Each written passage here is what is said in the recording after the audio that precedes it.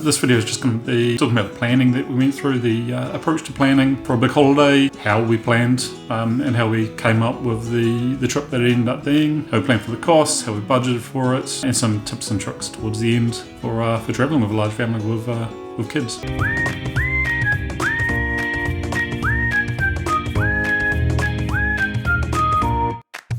In the beginning, all we really knew is that we were going to go to America. Sarah has always dreamed of going to Disney World, so on the back of my mind, Disney World was always going to be on that list. Going to the Grand Canyon and Monument Valley was a bit of a big deal for me. I always wanted to take the kids there. That's how the plan started, with just those 2 points really on a map. But we took it from there. We started drawing on additional attractions as we went, just what we wanted to do. So arriving in Los Angeles was going to be part of it. Probably driving through to Texas was something me and Sarah both wanted to do. And if we're going to go all the way to the east coast of America, then we might as well go to Washington and New York. So that was on there for the major attraction. Once we had that, it was just drawing the route over the top of that and seeing where it took us. With that route, then we zoomed in a little bit further and we started breaking it down into 4 or 5 hour driving segments and finding where to stay along the way and any of the minor attractions. That's where we found some of the cool little things, or just finding places we kind of had to stay. Like Death Valley wasn't originally on the list, although it was just a natural place to stop, as well as Las Vegas and some other places like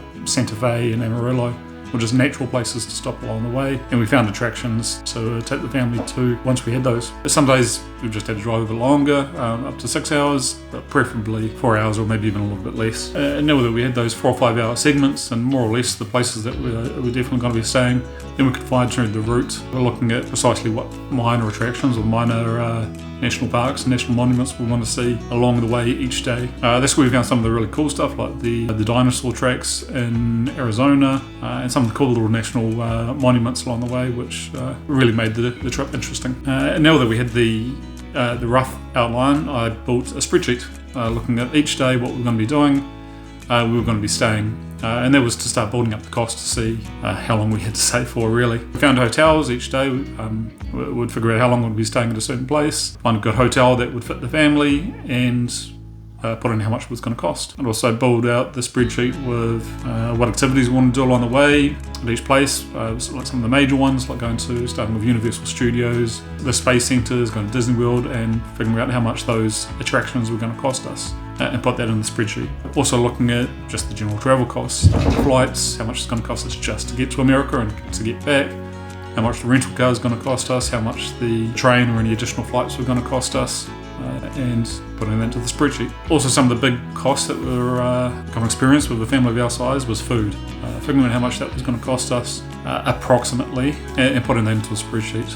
I quickly realised that we could spend an absolute fortune on food, and so making a bit of a conscious effort early on of how much we're going to limit that to became quite important, and then influencing the accommodation we were going to get, trying to find places that included breakfasts, and then planning to have packed lunches along the way during the road trip portion, which ended up for the most part being just peanut butter sandwiches and some water to drink. And the last thing for the spreadsheet was estimating spending money outside of the attractions and the things that we had to pay for. It was giving ourselves some money to spend on things that we wanted to. Come down later in the tips and tricks segment, but we had started with an approximate figure or a budget, how much we're going to allow ourselves to spend. The final part with the planning spreadsheet was really fine-tuning it. As I mentioned before, it was looking at the accommodation and sometimes changing the accommodation to places that would include breakfast, and that's just saved a lot of time and money further down the track.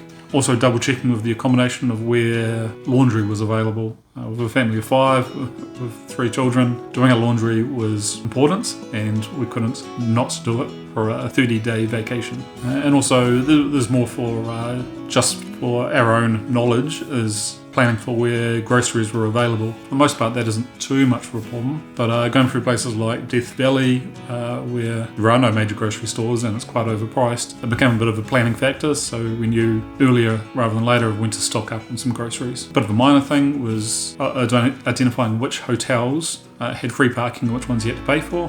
This can get quite expensive in some of the major cities, particularly Las Vegas was quite expensive to park. And the minor thing which I included in the spreadsheet was the currency converter.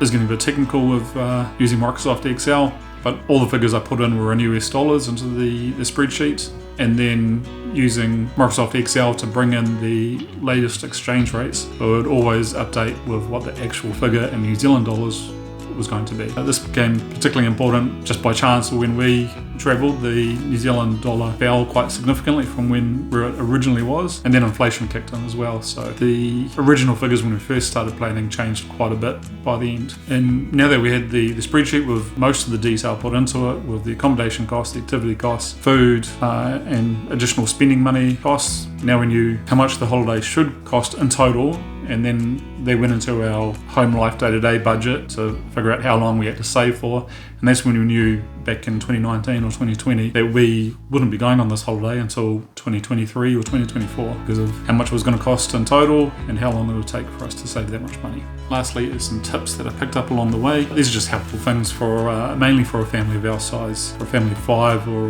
larger if you're planning to do a similar trip. Firstly is finding hotels. I tried for the most part to find, of course, a hotel that would fit us all in one room, but preferably something with an additional bedroom so we weren't all squeezed into one room.